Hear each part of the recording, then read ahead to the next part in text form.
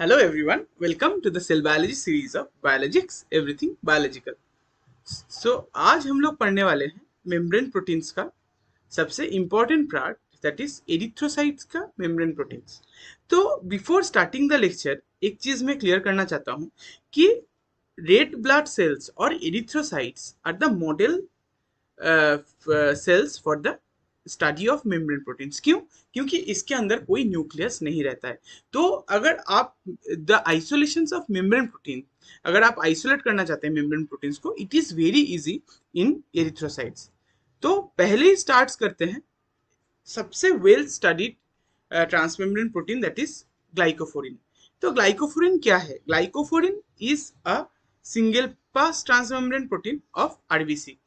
और ये क्या रहता है? ये ग्लाइकोफोरिन्स हाईली ग्लाइकोसाइलेटेड रहता है।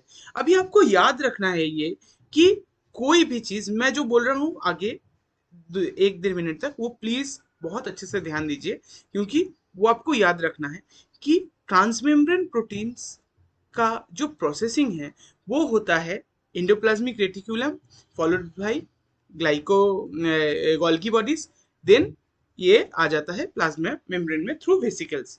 अभी ये चीज आपको याद रखना है कि गोल्गी बॉडीज में प्रोटीन्स का ग्लाइकोसाइलेशन होता है। तो इसीलिए बहुत सारा मेम्ब्रेन प्रोटीन जिसका एक आउटर कोटिंग है, दे आर मेनली ग्लाइकोसाइलेटेड। अभी देखते हैं कि ये ग्लाइकोफोरिन्स का फंक्शन क्या है। ये ग्लाइकोफोरिन्स एक्चुअली शुगर कैरी करता है and 60% of the glycophorins are, that is why glycosylated. तो इसका रोल क्या है?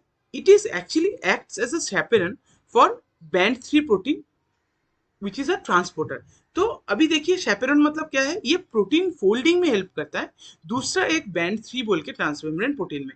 अभी आगे हम लोग देखेंगे बैंड 3 प्रोटीन के बारे में। अभी देखिए what is band 3 protein. Band 3 protein is one of the well studied transporter protein present in plasma membrane। अभी देखिए ये बैंड 3 प्रोटीन करता क्या है? ये band 3 protein actually bicarbonate and chloride ion का एक रेड ब्लड सेल्स का मेम्ब्रेन में ट्रांसपोर्टर के तौर पे बिहेव करता है। इसका डिटेल्स हम लोग पढ़ेंगे जब भी हम लोग आगे के लेक्चर्स में डिफ्यूजन्स और आयन ट्रांसपोर्ट पढ़ेंगे, तभी इसका डिटेल्स में पढ़ेंगे। लेकिन अब के लिए आप लोग जान लीजिए कि ये एक बाइकार्बोनेट एंड क्लोराइड आयन का ट्रांसपोर्ट में हेल्प करता है।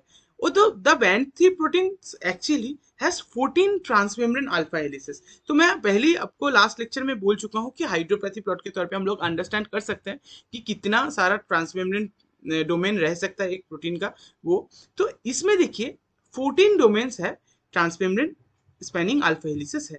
सो ये जब मेम्ब्रेन में रहता है, actually with in the membrane the dimers of band 3 protein forms a globular structure. तो ये मेम्ब्रेन में जब रहता है तो ये 14 डोमेन का एक डाइमर फॉर्म करता है जो एक ग्लोब्यूलर स्ट्रक्चर जैसा दिखता है अबव मेम्ब्रेन। तो ये जो ग्लोब्यूलर स्ट्रक्चर फॉर्म्स करता है उसका कुछ इंटरनल चैनल्स रहता है। वही इंटरनल चैनल्स हेल्प्स करता है this ions to transport between the cell membrane, between the cytosol and the exoplasmic site. तो ये आप लोग मान लीजिए बैंड 3 प्रोटीन और ग्लाइकोफोरिन से हर साल ऑलमोस्ट एक या दो क्वेश्चंस आता है। कोई भी एंट्रेंस एग्जाम आप ले लीजिए, तो बहुत अच्छे से पढ़ना इसको, ये बहुत ही इंपॉर्टेंट पार्ट है। नाउ हम लोग आते हैं कि ये हम लोग पता है हम लोग को कि आरबीसी का एक कॉन्केव टाइप का स्ट्रक्चर होता है, that is not purely round shape. तो इसमें क्या रोल प्ले करता है? इसमें जो इसका साइटोस्केलेटन प्रोटीन्स रहता है उसका एक मेजर रोल है। ये साइटोस्केलेटन प्रोटीन साइटोसॉल के तरफ से सेल को एक स्ट्रक्चर देने में हेल्प करता है। और ये मान लीजिए कि आरबीसी का सबसे मेजर जो पेरिफेरल मेम्ब्रेन प्रोटीन है वो है स्पेक्ट्रिन। ये देख लीजिए, ये है एक स्पेक्ट्रिन का स्ट्रक्चर। अदर देन स्पेक्ट्रिन इधर और भी सारा कुछ कुछ मेम्ब्रेन प्रोटीन्स जो पेरिफेरल मेम्ब्रेन प्रोटीन्स है, जो जिसको हम लोग बोलते हैं एंकाइरिन, फिर spectrin, ankyrin, tropomyosin, all these are peripheral membrane protein link to the spectrin molecule.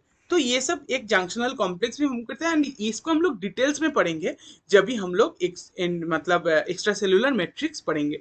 तो इसको डिटेल्स में हम लोग स्टडी करेंगे। तो ये पार्ट इतना था कि बहुत इंपॉर्टेंट है। और ये दोनों स्लाइड्स बनाने के लिए मैंने रेफरेंस यूज किया है molecular biology of the cell Bruce Albert से और द सेल बाय कूपर से।